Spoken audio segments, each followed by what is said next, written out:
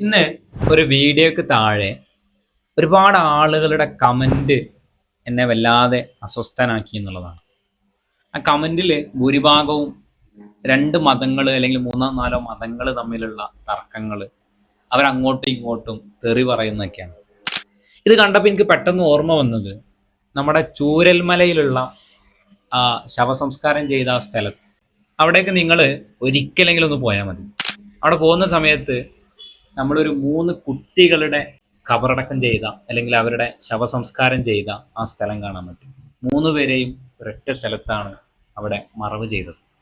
ആ 3 പേരും ചെറിയ പ്രായത്തിൽ മരണപ്പെട്ട ആളുകളാണ്. സത്യത്തിൽ ഞാനും നിങ്ങളൊക്കെ മരണപ്പെട്ട് കഴിഞ്ഞാൽ, മണ്ണിനോട് മണ്ണായി ചേർന്നാൽ, അഗ്നിയിൽ എരിഞ്ഞു കഴിഞ്ഞാൽ നമ്മൾ പിന്നെ കേവലം പരേതൻ മാത്രമാണ്. നമ്മളിവിടെ കുറേ അധികം തർക്കിച്ചിട്ടോ അതൊന്നും കാര്യമില്ല. നമ്മൾ നല്ലത് ചെയ്താൽ നമുക്ക് നല്ലത് കിട്ടും. അതിൻ്റെ അപ്പുറത്തേക്ക് ഒന്നുമില്ല പ്രിയമുള്ളവർ.